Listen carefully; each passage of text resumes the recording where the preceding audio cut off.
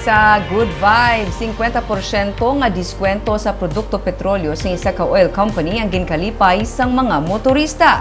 Ginkainit naman sa mga naguot sa trapiko kag ginsalutan sa linya. May report si Romeo Subaldo. Sagwa sa Buena Park Subdivision sa Burgos Extension sa Bacolod, wala pala sa 8 sa aga may mga nagapila na para mag-avail ng 50% off sa presyo sa produkto petrolyo. Nagtanyag ang kumpanya nga Petron sa 50% discount para sa mga mapatughong humalin las 11 sang aga tubtublaw na sang hapon. Ang iban nga mga driver, imbis malipay, nag-init ang ulo kay wala na masunod ang sistema kag may mga nagpangsalot na. Coordination ng Petrones tungkol sa parte sa mga traffic block. Ano na ngayon na sila traffic assistant para di may storbo iban nga business establishment. Nasara ang iban nga business establishment tungkol sa traffic. Kaya ina pa kamudi, sir? Di na pa. Ang mga ano oras pa kamudi? Alas 7 pa. Hindi na kami sir alas 8. Sila nga hindi pwede mag-parking dra. Tapos nagpila kami to.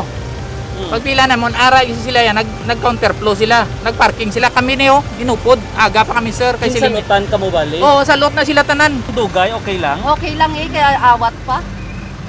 Pila na ka di ka oras ka? Salin sang 8 o'clock. Halina ito kla? Yes, naunahan pa kami o damo, naguluna sa mo, no? Mura daw ano kami o. May nagapangagaw? Ari o, sila niyo, nag-aalagaw.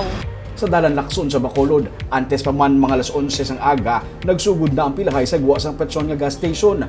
Malaba na ang pilahay kag isa kalin ang okupado sa mga luyag magpatugong. Sa may Dalan Lopezhay na naman, malawig man ang pilahay kag naguot na ang traffic. Si Humphrey, masami 300 o 400 pesos lang ang ginatugong sa iya salakyan, pero subong ko no, first time nga makapa-full tank na siya. Dapat magkupot si 100, 400 pa bukid ka sa bukid ng katiner mo. Adi na ka pa? Di man, ito ka may umakot sa bukid sa Kabatangan. Pero ako masave kon makakuan ka? Siyempre, tunga lang presyo. Oo. Wala hindi sa katiraw full tank, plus buma full tank din.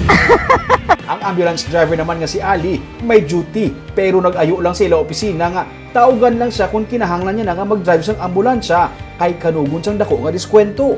Gano ka lang kayo ito nga maliit lang? Hindi, okay lang may kaso tawag naman nila ko ng kaso. Kung gana na. Di mo tawagan kami sa buong binga kapila ka di paano na?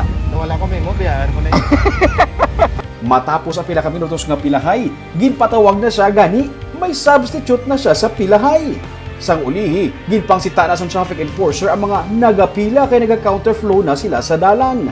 Ay, ano na naman sir na hindi lang pa counterflow. Oo, isa lang ka linya. O, isa lang nila, kay counterflow. Sir, bawal din niya. Oo. Kung mabligar ka kami manakop. Kung magginamo bi karon sir kung magsige pagit ni. Ati, Painon gid. nun ganyan sir, kaya mo na-advise naman.